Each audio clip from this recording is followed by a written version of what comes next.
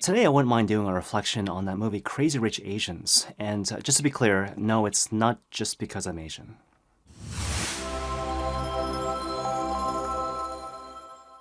So, as a bit of a side note, and this has nothing to do with anything, but it always kind of gets me that when people look at the title, Crazy Rich Asians, they think it's like three separate adjectives to describe a single category of persons. So they think, okay, here are these people who are crazy and rich and Asian. But it's not like that, right? So the whole idea is that here are these people who are Asian who happen to be crazy rich. And again, it has nothing to do with anything. I just want to point that out. Anyways, I remember going to see Crazy Rich Asians, I guess a couple years ago now, on opening night with my Asian mother, and it being a really big deal, especially for those of us who are of Asian descent. Because you got to appreciate that it was the first Hollywood movie to come out since The Joy Luck Club in 1993, which had sort of a mainly Asian cast. And if you're asking yourself now, like, what's The Joy Luck Club? Like, yeah, my point exactly. So the movie basically revolves around this Asian American character named Rachel Chu, who basically travels overseas to finally meet the family of her longtime boyfriend Nick Young, only to find that his family is basically among the richest and wealthiest in all of Singapore. And the central conflict of the movie basically stems from Nick's mother, this character named Eleanor. And so basically, from Eleanor's perspective, Rachel is basically unsuitable for her son. Not simply because she comes from a modest background and is not particularly rich, but also because basically she's an American. And from the perspective of Eleanor, Americans can only think of their own happiness and are simply incapable of sacrificing themselves for the sake of other people, especially like the family.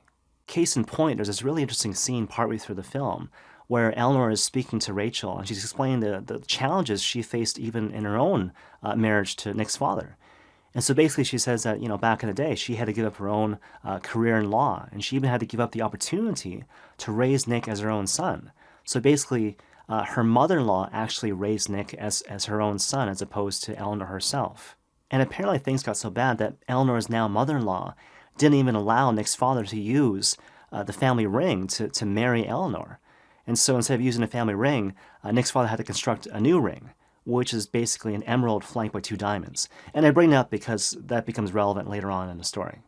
Anyways, that particular scene ends extremely abruptly and dramatically when Eleanor finally leans into Rachel and says, "You will never be good enough for my son," before finally leaving Rachel standing alone in this kind of lonely staircase in the family home.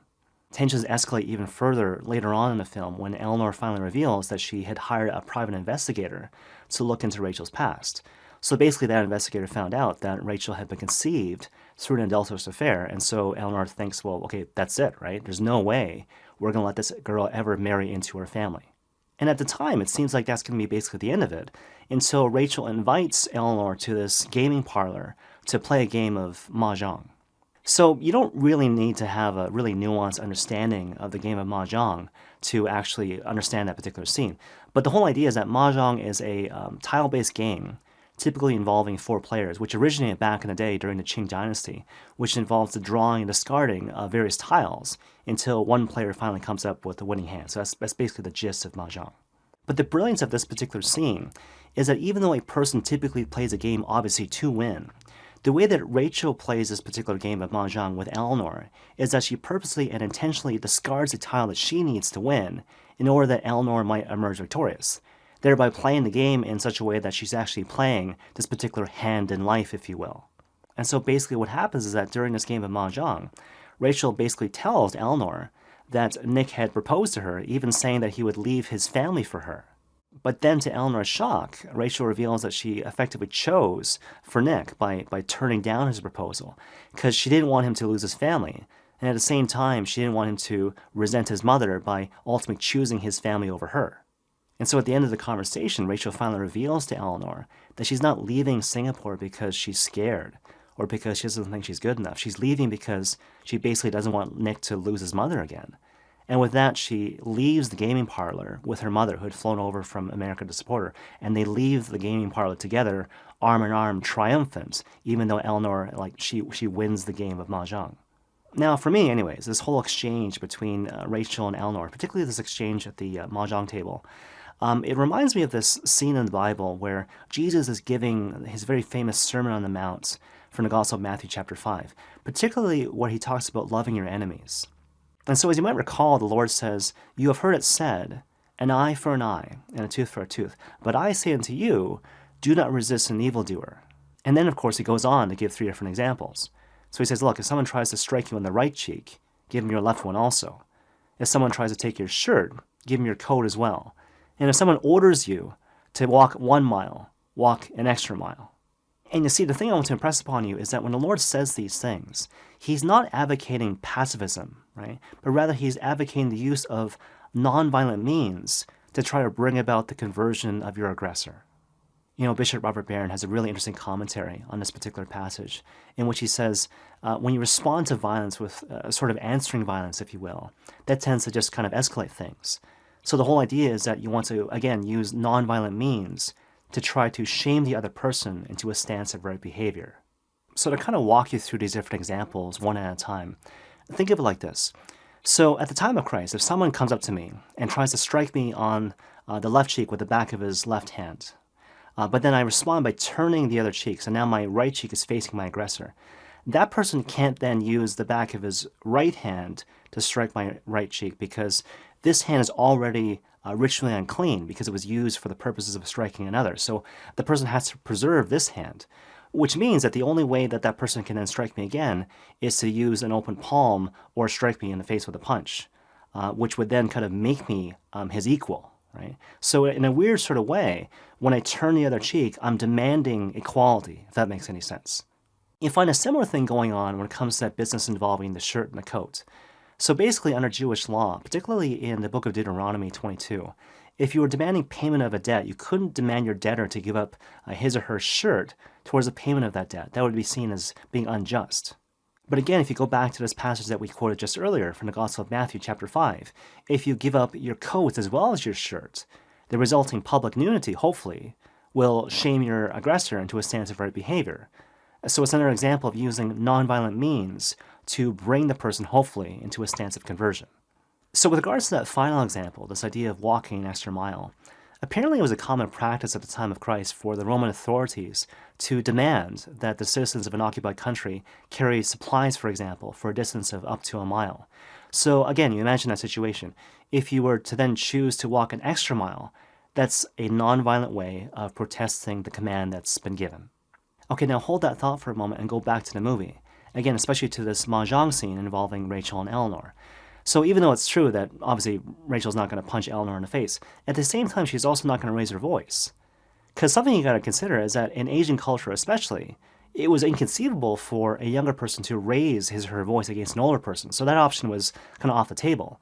So what Rachel does, mindful of all that, is that she uses this nonviolent means to show that she's fully capable of sacrificing herself for the sake of the other, for the sake of family, thereby proving that Eleanor's assumptions about her as a person and as an American are totally off base. But you see, what's interesting is that on top of that, Rachel's not bluffing. And so when she gets up from the mahjong game and leaves the gaming parlor, arm in arm with her mother, she's fully prepared to walk away from Nick's family and return to the States. In other words, what ultimately matters to Rachel in this particular situation is not so much Eleanor's response, but rather that she plays the game well. Am I doing the right thing? Am I upholding my dignity? Am I pointing out a wrong which has clearly been done? If yes, if yes to all those questions, then I can hold my head up high. I can live with dignity because I have done the right thing in the moment that God is calling me to do. And for me, anyways, this reminds me of this really famous expression by Saint Mother Teresa of Calcutta, where she says very famously, God doesn't call us to be successful, God actually calls us to be faithful. And so the whole idea is that am I being faithful to where God wants me to be, doing those few things he wants me to do carefully and well? And with regards to conversion in particular, the whole idea is that am I attentive to and working in collaboration with the grace of conversion, which is always at work in the hearts of other people? And so perhaps I never see the results or the fruits of that particular conversion that I'm hoping for or working towards. But you know what? That's okay. Because all God calls me to do is to be faithful again to those few things he wants me to do carefully and well and leave the results ultimately to him. Again, the one who is ultimately the author of all conversion. Now, that said, because it's a romantic comedy, things actually do work out in Rachel's favor, which brings us to the issue of the wedding ring. And so basically what happens is that at the end of the movie, Rachel's on this plane, and she's getting ready to leave Singapore forever and go back to her old life in New York, when Nick suddenly appears. And he proposes to her again, but this time using Eleanor's very distinctive emerald ring. Now, I have to admit, the first couple times I saw that movie, because I've seen it a lot, I didn't quite realize that it was Eleanor's actual ring. I thought actually it was a replica. But then if you pay really close attention, what happens is that after Rachel accepts Nick's proposal, so they get off the plane, they go to this, again, after party, right? There's all these friends and are celebrating the fact that now they're engaged and whatnot. Rachel sees Eleanor through the crowd. And Eleanor very subtly brings her left hand up to her face. And you can see that she has this different ring on her finger. And so basically it's presumed that it's now the family ring. So yeah, again, the whole idea is that Eleanor now gives to Rachel the ring that she had when she married Nick's father. But again, even in this particular detail, we can see a very subtle but important connection to the Bible. Because you see, think of it like this. Modern notions of moral philosophy often frame the various demands of social justice in terms of abstract moral obligation. But the Bible frames it in terms of personal experience. And so in the Old Testament in particular, what you often find is this exhortation to simply remember. Remember that you were once slaves in the land of Egypt. Remember there was a time when you too were oppressed, when you too were not free. And so mindful of that memory of being a slave in the land of Egypt, when you encounter a person or a people who are similarly enslaved, who are similarly oppressed, who are similarly not free, help them. Help them in the way that I once helped you to be free. Now, obviously for us as a Christian people, we don't have that immediate experience or memory of being a people once enslaved in some foreign land. But at the same time, we know what it means to be enslaved by sin. And so the same principle still applies. And so the whole idea is that mindful of the fact that you were once enslaved to sin, but have since been redeemed by the suffering and death and resurrection of Christ, again, pay it forward.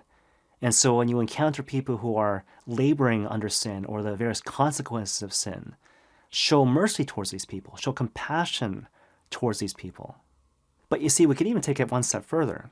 And so think back to this really famous story in the Gospel of Mark chapter 6, where Jesus and his disciples, they've just been ministering to people over the course of a day or so. And now they're looking for someplace to rest. But you recall what happened. So they're in this boat, they're about to travel to the other side for some rest and repose, when Jesus sees these people who are harassed and helpless, like sheep without a shepherd. But you see, the thing I want to impress upon you is that even though the gospel is typically translated as, again, harassed and helpless, like sheep without a shepherd, the more accurate translation is something like mangled and cast away. So again, the whole idea is that Jesus and his disciples, they're about to kind of go away to, a little rest time, to relax and recuperate. But then Jesus sees these people, and they are mangled and cast away, like sheep without a shepherd. And that's the thing that moves him to help them. And you see, the whole point is that it is only when I see the poor and the oppressed, not as some nameless, faceless mob which simply gets in my way or stops me from obtaining things like rest and convenience, but rather as the children of God who have become mangled and cast away, that I can know truly how the Lord is actually calling me to help these people become authentically free. And if you pay attention, a similar thing is going on in the context of this movie. And so what basically happens is that during the course of this non-violent conversation in the gaming parlor, something about what Rachel says evokes a memory in Eleanor. She recalls her suffering self, how she too used to be a suffering other in a foreign land. And so what ends up happening is that Eleanor comes to see that Rachel is not just some inconvenient other who's getting in the way of Eleanor's plans for her family, but rather she sees herself in Rachel. She sees herself in Rachel. She sees in Rachel someone who has been mangled and cast away, not unlike how Eleanor herself was mangled and cast away during her past life. And so by the end of the movie, what basically happens is that Eleanor learns real mercy and compassion and tenderness, and thereby learns to become more authentically human. And you see, all this was made possible through the courage and the conviction of this young lady who just hung in there, who didn't resort to violent means, who didn't run away, but who was simply faithful to using non-violent means to bring the other person around, to cooperate with the grace of conversion, to help this other person, again, become more authentically human. And may God bless you all.